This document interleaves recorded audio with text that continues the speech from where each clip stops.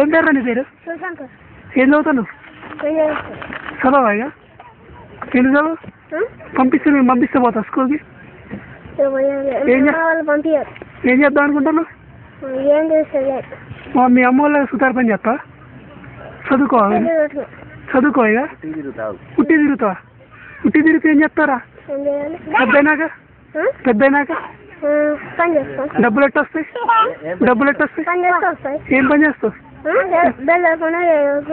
మొత్తం చదువుకోనంటు నేను నేర్పుతుంది. చదువుకోరాదు? ఎందుకు రాదురా? వస్తుందిరా. ఇది మనం రోజు చూసి పొంగిపోతున్న రంగురంగుల మాయల మరాఠీ ప్రపంచం. నిలకడలేని ఆలోచనలతో సతమతమవుతున్న అంతులేని పరుగుల ప్రపంచం. అద్దాల మేడల్ని చూసి మురిసిపోతూ, పక్క దేశ అభివృద్ధిని పొగడుతూ, అద్దాల మేడల పక్కన ఉన్న అభాగ్యుల జీవితాలను మర్చిపోతూ యుగాలుగా అభివృద్ధి చెందుతూనే ఉన్న దేశం ఇది. ఈ తుప్పు పట్టిపోతున్న మట్టి జీవితాలను పట్టించుకునేదెవరు? ఫుడ్ నుంచి బెడ్ వరకు టెక్నాలజీ ఉన్నప్పటికీ వీళ్ళ జీవితాలు చీకట్లోనే ఉన్నాయి.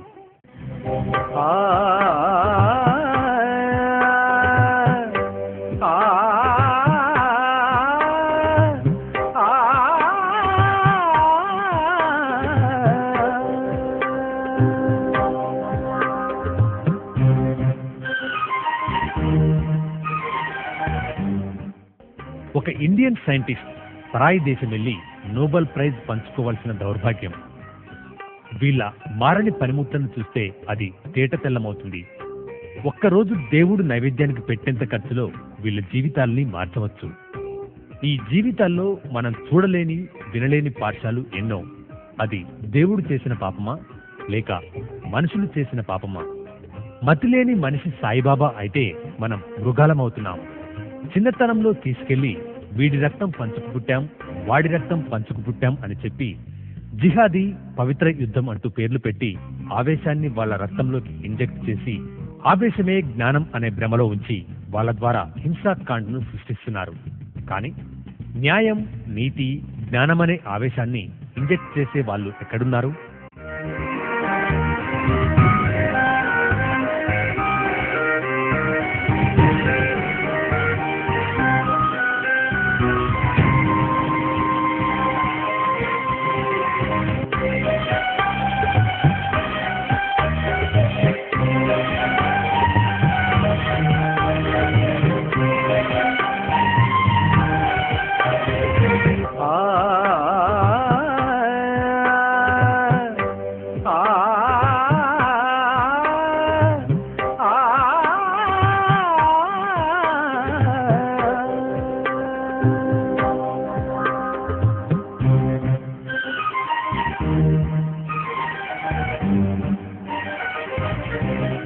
తెలియని వయసులో తెలిసిన బీడీ గుట్కాలకు అలవాటై మారుదామనే టైంలో వాళ్ళ జీవితాలు పూర్తిగా నాశనమైపోతున్నాయి.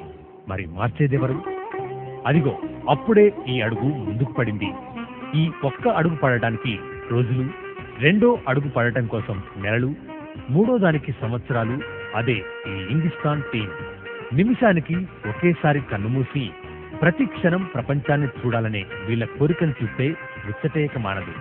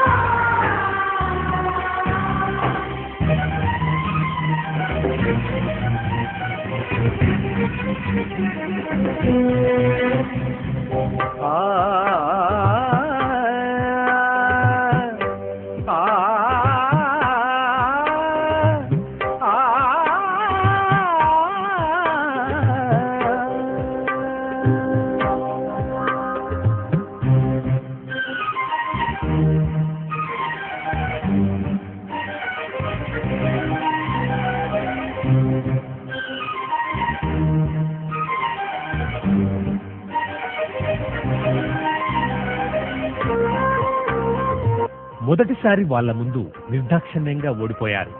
చంపేయాలనే కసి, చంపి మార్చాలనే తపన, ఏం చేయాలో పాలిపోని పరిస్థితి. మార్చాలనే పట్టుదల తప్పించి వేరే ఆయుధం లేదు. కానీ అలాంటి ఆలోచనలున్న ఆదుకునే ధైర్యం, స్పందించే గుణం, దమ్మున్న వాళ్ళ మేడంని ఆశ్రయించారు. పవిత్రంగా చేసే పనికి ఎప్పటికీ ఫలితం ఉంటుందని, మార్చాలనే ప్రయత్నాన్ని ఆపి కృంగిపోవడమే పెద్ద వైఫల్యమని, మీ ప్రయత్నాన్ని ఆపకండి అంటూ వెన్నుతట్టింది.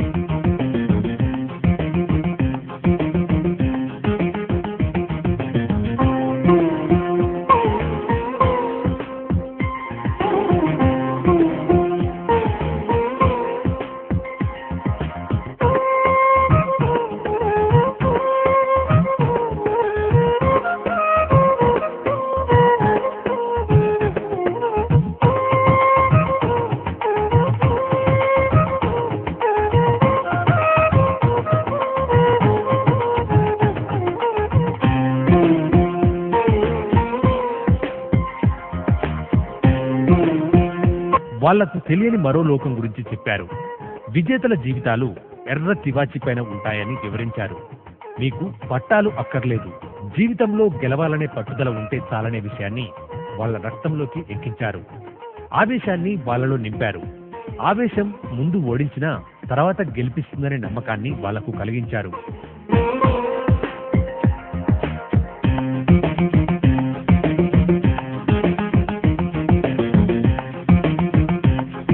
చివరకు గెలిచారు.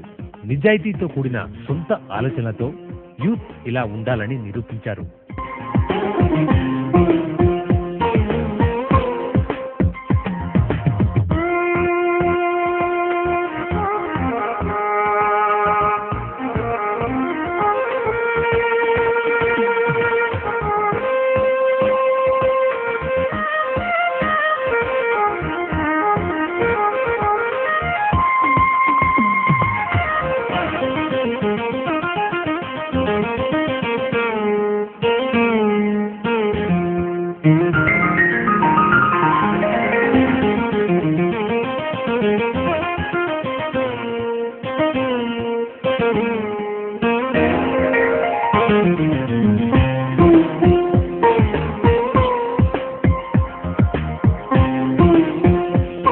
దేశ భవిష్యత్తు మారాలంటే రాజకీయ నాయకులు, విద్యార్థులకు పాఠాలు చెప్పే గురువుల వల్ల మాత్రమే అవుతుంది.